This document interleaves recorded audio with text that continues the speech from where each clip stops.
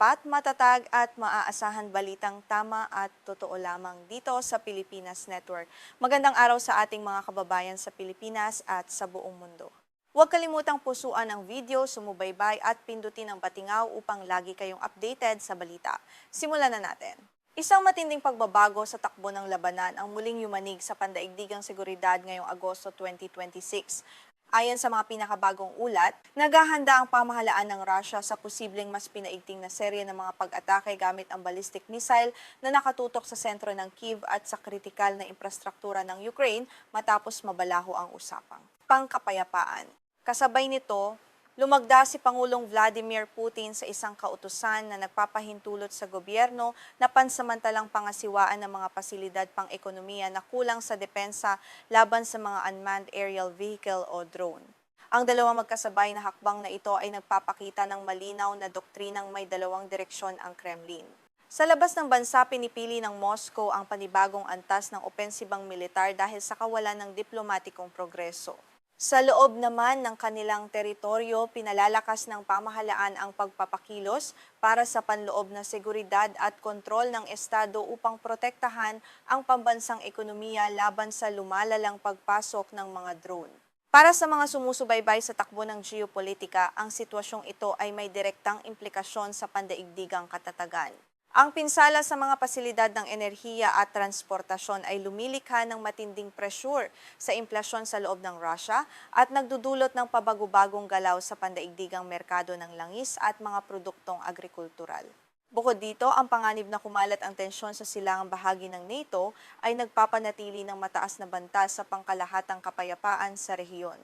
Upang maunawaan ang buong larawan, hihimayin natin ang dalawang magkaugnay na mukha ng krisis na ito sa ating komprehensibong ulat. Sisimulan natin ang talakayan sa tunay na kalagayan sa harapan ng labanan, ang pagkakabalaho ng usapang pangkapayapaan at ang mga lihim na pag-uusap na naganap sa Moscow. Kasunod dito, susuriin natin ang bagong kautusan ni Putin sa panloob na seguridad na nagtatakda ng pansamantalang pagkuha ng pamahalaan sa pamamahala ng mga pribado at pampublikong pasilidad ng Russia. Ayon sa ulat na inilabas ng Bloomberg noong Agosto 26, 2026, batay sa mga pinagkukunan na malapit sa Kremlin, tuluyan ng nabalaho at bumalik sa panimulang punto ang usapang pangkapayapaan. Ang pagkabagsak na ito ay nag-ugat sa pagtanggi ng magkabilang panig na magbigay ng mga konsesyon sa kanilang mga pangunahing kondisyon para sa tigil putukan. Naniniwala ang Moscow na ang mga nakaraang konsesyong ginawa ng isang panig lamang ay nagpahina sa posisyon ng bansa, kaya iginigiit ni Vladimir Putin ang buong pagtupad sa kanilang orihinal na mga kahingiang teritorial at pampolitika. Bumagsak din ang mga pag-uusap ukol sa balangkas pandagat para sa kasunduang pang-agrikultura sa Black Sea dahil iginigiit ng Moscow na dapat munang itigil ng Ukraine ang pag-atake sa infrastrukturang pang-enerhiya ng Rusya. Kasabay nito, opisyal na itinuturing ng Kremlin ang malalayuang pag-atake ng Ukraine gamit ang mga drone at missile bilang aktuwal na tuwirang aksyon ng mga bansang kasapi ng NATO. Ayon sa pananaw ng Moscow, ang mga naturang pag-atake ay direktang nakadepende sa mga armas na may mataas na katumpakan at agarang impormasyong ginagamit sa pagtukoy ng mga target na patuloy na ibinibigay ng kanluran. Dahil walang nakikitang diplomatikong alternatibo ang pamahalaan ng Russia upang maabot ang kanilang mga layuning militar, pinag-aaralan ng kanilang sandatahang lakas ang sabay-sabay at malawakang pag-atake upang puspusin ang depensa ng Ukraine. Partikular na nakatutok ang mga target sa mga sentro ng pagpapasya ng pamahalaan, punong himpilan ng intelihensiya at mga sentro ng command militar sa sentro ng Kyiv. Puntiri rin ng planong ito ang pambansang sistema ng kuryente ng Ukraine, kabilang ang magkakaugnay ng mga thermal power plant, mga substation ng mataas na voltahe, at infrastruktura ng logistika para sa pag-e-export ng butil bago pumasok ang taglamig. Sa pagpapatupad ng mga planong operasyonal na pag-atake na ito, pinag-aaralan ng Russia ang paggamit ng 9M73 Iskander-M na ballistic missile na maikling saklaw at KN-23 o Hwasong-11 tactical ballistic missile na ibinigay ng North Korea. Kasama rin sa mga opsyon ng 3M22 Zircon at KH-47M2 Kinzhal na mga hypersonic na armas na may kakayahang tumama ng may matinding bilis at lakas. Layunin ng Moscow na pagsamahin ang daan-daang decoy at Cheran o Shahed attack drone kasabay ng mga ballistic missile upang ubusin ang limitadong inventaryo ng mga interceptor ng depensang panghimpapawid ng Ukraine tulad ng MIM-104 Patriot Pack 3 at SAM-T Dahil sa tumitinding sitwasyon, labis na tumaas ang antas ng alerto sa silangang bahagi ng NATO, partikular sa mga bansang malapit sa hangganan tulad ng Poland, Romania at mga bansang Baltic. Nagkaroon ng mga insidente ng paglabag sa himpapawid at pagbagsak ng mga labi ng drone sa lugar ng Tulcea sa Romania at sa Moldova. Bukod dito, naharang din ang isang Russian unmanned surface vehicle na may dalang pampasabog malapit sa Neptune Deep Gas Platform sa Black Sea noong Agosto 2026. Dahil dito, pinalakas ng NATO ang pasulong nitong pwesto sa pamamagitan ng Operation Eastern Sentry at mga multinasyonal na istruktura ng command tulad ng German-Netherlands Corps. Kasabay ng pagtaas ng tensyon, muling lumitaw ang retorika ukol sa posibleng paggamit ng Tactical Nuclear Weapons o TNWs. May ilang opisyal at tagamasid sa Moscow na nagpapahiwatig na maaring gamitin ang mga armas na ito bilang huling paraan kung malalagay sa matinding alanganin ang pamunuan ng bansa o si Putin. Gayunpaman, ginagamit lamang ito ng Russia bilang bahagi ng estratehiya ng psikolohikal na pagpigil upang mabawasan o mapigil ang suporta ng kanluran. Mahalagang linawin na batay sa mga beripikadong ulat ng intelihensiya ng US at mga institusyong pananaliksik tulad ng ISW at SIPRI, nananatiling napakababa ng panganib ng paggamit ng sandatang nuklear sa kasalukuyan. Walang naitalang mga palatandaang operasyonal sa aktual na larangan tulad ng paglabas ng mga nuclear warhead mula sa mga imbakan ng 12th Chief Directorate. Wala ring naobserbahang pagpapakalat ng mga nuclear convoy o pag-atras ng mga tropa ng Russia mula sa mga zona ng labanan, kaya walang basehan ang mga pangamba sa agarang paglala tungo sa antas nuklear. Sa kabila ng banta sa harapan ng labanan, may naganap ding mahahalagang diplomatikong pagkilo sa likod ng eksena noong Agosto 25, 2026. Lumipad patungong Moscow si CIA Director John Ratcliffe para sa isang hindi inanunsyong mataas na antas na misyong pang-intelihensiya sakay ng US Air Force Boeing C-17A Globemaster III na may tail number 0727,181 at call sign RCH 4555. Ang eroplano ay nagmula sa Joint Base Andrews, dumaan sa Riga, Latvia bago lumapag sa Vnukovo International Airport sa Moscow kung saan nanatili ang delegasyon ng halos 8 oras. Ito ang kauna-unahang pagbisita ng isang CIA director sa Russia mula noong Nobyembre 2021 sa panahon ni William Burns bago ang pagsalakay noong 2022. Ponsenko at ang unang direktang mataas na antas na ugnayang pansiguridad sa ilalim ng administrasyon ni Pangulong Donald Trump. Kinumpirma ng Kremlin na nagkaroon ng pag-uusap sa antas ng mga serbisyong pang-intelihensiya, partikular sa pagitan ng CIA at Foreign Intelligence Service o SVR Chief Sergei Narishkin. Gayunpaman, nilinaw ng pamahalaan ng Russia na hindi nagkaroon ng formal na pagpupulong sa pagitan ni Vladimir Putin at John Ratcliffe. Pangunahing layunin ng pag-uusap ang maghatid ng direktang mga babala mula sa intelihensiya ukol sa kahandaan ng Russia sa mobilisasyon at sa banta ng mga provokasyon laban sa NATO.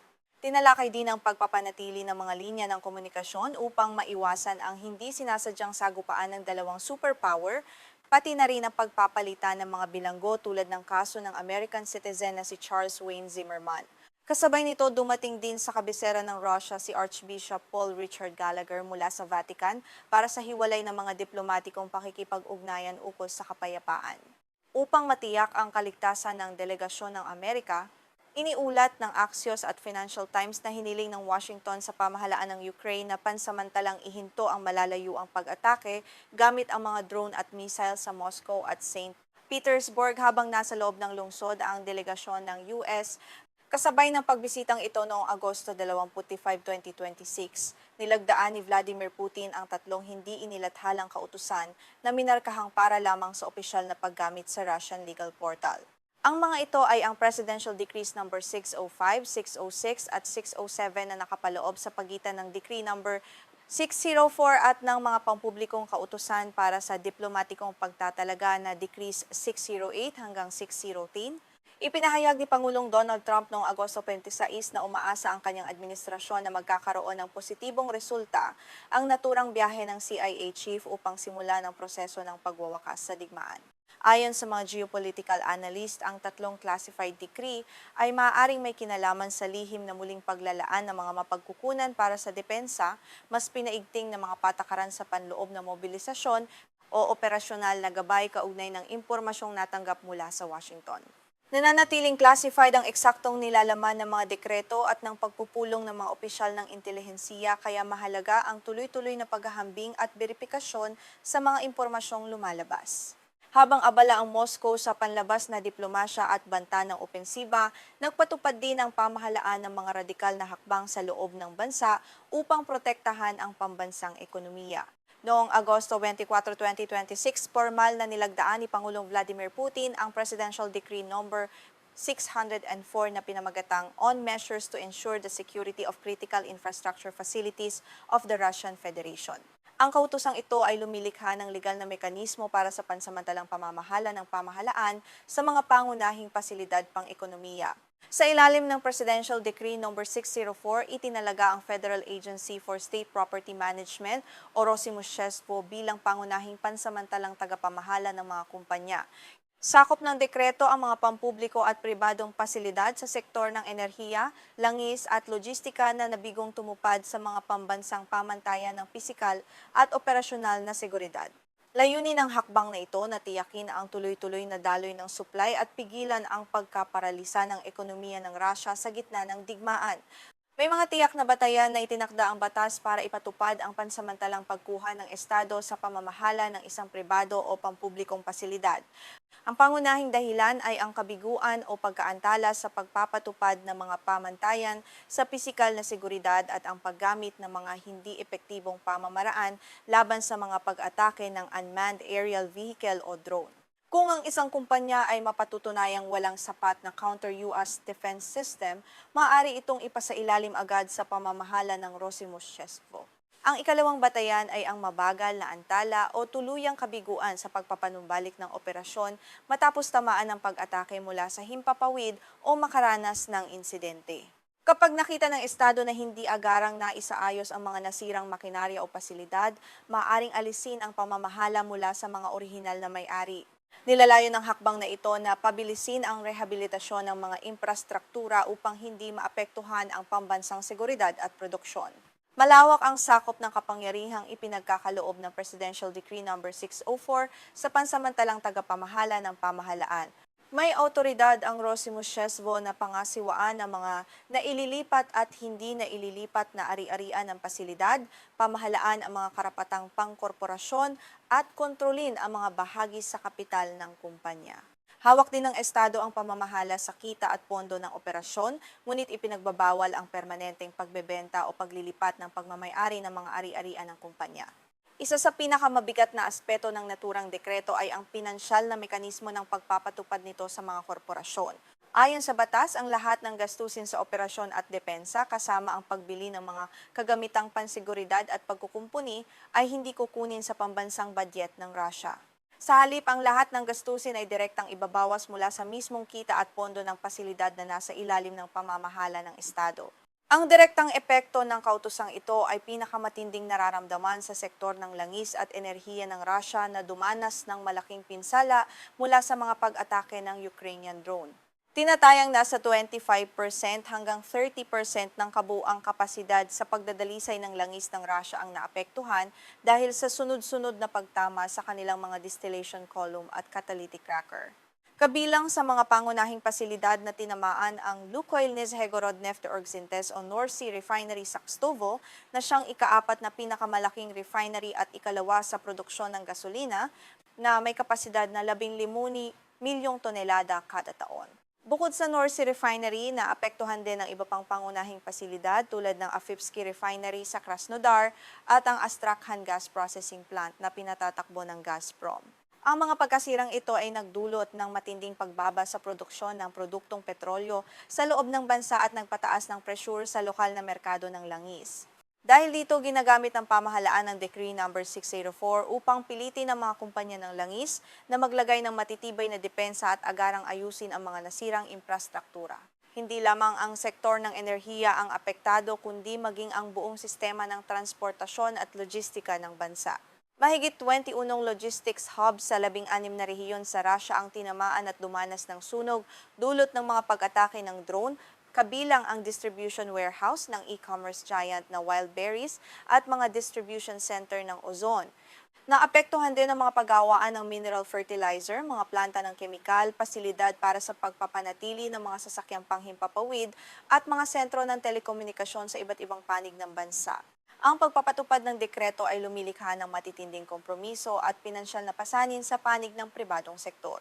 Ayon sa mga analyst sa politika at ekonomiya tulad ni Abbas Galyamov at Chris Weaver, lumilitaw ang problema ng moral hazard dahil nag-aatubili ang mga may-ari ng pasilidad na magbuhos ng bilyon-bilyong rubol sa pagkukumpuni kung ang mga refinery ay tinatamaan ng 3 hanggang 5 beses at maaring muling masira kinabukasan. Dahil dito, ang dekreto ay nagsisilbing ultimatum ng Kremlin sa mga negosyante, gumastos sa proteksyon mula sa sariling kita o mawalan ng kontrol sa kumpanya. Bukod sa pinansyal na pasanin, nakaharap din ang mga kumpanya sa matinding kakulangan sa supply ng teknolohiyang militar tulad ng Certified Counter-UAS System, Electronic Warfare Jammer at Radar Sensor. Dahil sa umiiral ng mga sanksyon ng kanluran at dahil ang malaking bahagi ng produksiyong militar ay nakalaan sa mga unit sa harapan ng labanan, halos walang mabili ang mga pribadong kumpanya sa merkado. Kahit may sapat na pondo ang isang pasilidad, napakahirap makakuha ng lisensyadong kagamitang panlaban sa drone upang matupad ang pamantayan ng Estado. Isa pang malaking suliranin ng mga negosyo ay ang malabong sistema ng pananagutan sa ilalim ng bagong dekreto. Ang mga pribadong operator ay walang kontrol sa pambansang himpapawid at wala silang access sa mga military early warning radar ng Russia. Kung makalusot ang isang malaking pangkat ng Ukrainian drone sa depensa ng militar, ang kumpanya pa rin ang maaaring sisihin at hatulang hindi epektibo ang depensa nito na maaaring maging batayan para sa pansamantalang pagkuha ng Estado sa pamamahala. Dapat ding bigyang diin na limitado pa ang mga detalye mula sa mga pinagkukunan ukol sa aktual na inspeksyon at pagpapatupad ng naturang batas. Kailangan pa rin kumpirmahin kung aling mga partikular na kumpanya ang unang sasailalim sa inspeksyon ng Rosimoshestvo. Bukod dito, wala pang malinaw na impormasyon kung gaano katagal ang pansamantalang pamamahala ng gobyerno bago ibalik ang kontrol sa mga lehitimong may-ari ng pasilidad. Kung susuriin ang kabuang estratehiya ng Kremlin, malinaw na may dalawang magkatugmang direksisyon ang kanilang mga naging hakbang. Sa panlabas na larangan, nagpapakita ang Russia ng kahandaang magpalala ng labanan gamit ang sabay-sabay at malawakang ballistic missile strikes sa Kyiv matapos mabalaho ang usapang pangkapayapaan. Sa panloob naman, ipinapatupad ang Decree Number 604 upang ilipat ang pinansyal na pasanin ng pagtatanggol sa sariling teritoryo sa pribadong sektor nang sa gayon ay maipokus ng Estado ang pambansang budget at armas sa opensiba. Ang sabay na pag-iral ng lihim na diplomasya tulad ng pagbisita ng CIA Director at ang pagtaas ng banta ng opensiba ay nagpapakita kung gaano karupok ang pandaigdigang balanse. Bagamat may mga linya ng komunikasyon upang maiwasan ang direktang banggaan ng mga superpower, napakakipot ng espasyo para sa isang komprehensibong kasunduang pangkapayapaan dahil magkasalungat ang mga layuning pampulitika ng bawat panig. Ang tensyong ito ay patuloy na nagdudulot ng kawalan ng katiyakan sa pandaigdigang seguridad at ekonomiya. Sa kabuuan, sa kabila ng mga lihim na diplomatikong pagsisikap, patuloy ang paghahanda ng Russia sa panibagong paglala ng labanan sa Ukraine kasabay ng mahigpit na kontrol ng Estado sa sariling ekonomiya upang protektahan ang mga pasilidad laban sa pag-atake ng mga drone. Sa mga susunod na araw, dapat nating abangan ang mga hakbang ng mga diplomatikong kinatawan ng US, ang resulta ng mga pakikipag-ugnayan ng mga opisyal ng intelihensiya sa Moscow, at ang aktual na pagpapatupad ng pansamantalang pagkuha ng pamahalaan sa mga pasilidad na kulang sa depensa laban sa drone. Sa inyong pananaw, makatutulong ba ang mga lihim na pag-uusap ng mga opisyal ng intelihensiya upang mapigilan ang banta ng panibagong paglala ng labanan? Ibahagi ang inyong opinyon sa section ng mga komento ng may paggalang at bukas na talakayan.